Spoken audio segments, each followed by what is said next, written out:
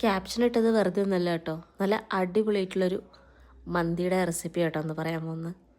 ഉണ്ടാക്കാൻ വെറും 20 മിനിറ്റ്, ഏറിപ്പോയി കഴിഞ്ഞാൽ ഒരു 25 മിനിറ്റ് അത്രയും മതി. ഗോൾഡൻ സെല്ല റൈസ് അതാണ് മെയിൻ, അത് നന്നായിട്ട് വേവിക്കണം. ഈ കാണുന്ന മസാല ഉണ്ടല്ലോ അതാണ് ഹൈലൈറ്റ്. ചെറുതായിട്ടതൊന്ന് ചതച്ച് നമുക്ക് ചിക്കൻ്റെ മുകളിലേക്ക് ഇടാം.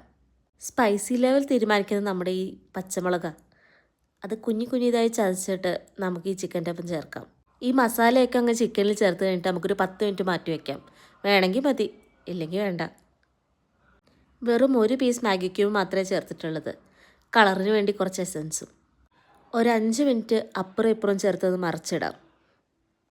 അത് നല്ല ഹൈ ഫ്ലെയിമിൽ കേട്ടോ. പിന്നെ കാര്യം സിമ്പിൾ, നമ്മളെ വേവിച്ച് അരി അങ്ങോട്ടേക്ക് ഇടാം. നടു മുറിച്ച പച്ചമുളക് മസ്റ്റാണ് കേട്ടോ. അതങ്ങിലേക്ക് കുത്തി വെച്ച് കഴിഞ്ഞാൽ തന്നെ സംഭവം അടിപൊളിയായിരിക്കും. പിന്നെ ആ മസാല ഒഴിച്ചു, പിന്നെ കുറച്ച് മഞ്ഞൾപ്പൊടിയും കൂടെ അതിൻ്റെ മുകളിലേക്ക് കളറിന് വേണ്ടി ഒഴിച്ചു.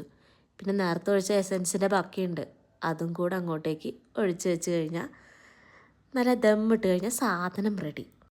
ഇനി വലിയ പണിയൊന്നുമില്ല. ഒരു ഫോയിൽ പേപ്പർ വെച്ച് അടച്ചു വെച്ചു.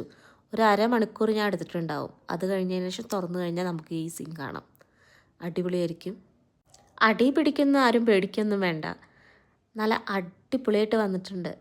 ചിക്കൻ നല്ല ജ്യൂസിയാണ്, രണ്ടും കൂടെ മിക്സ് ചെയ്ത് കഴിക്കാൻ നല്ല അടിപൊളിയാണ്.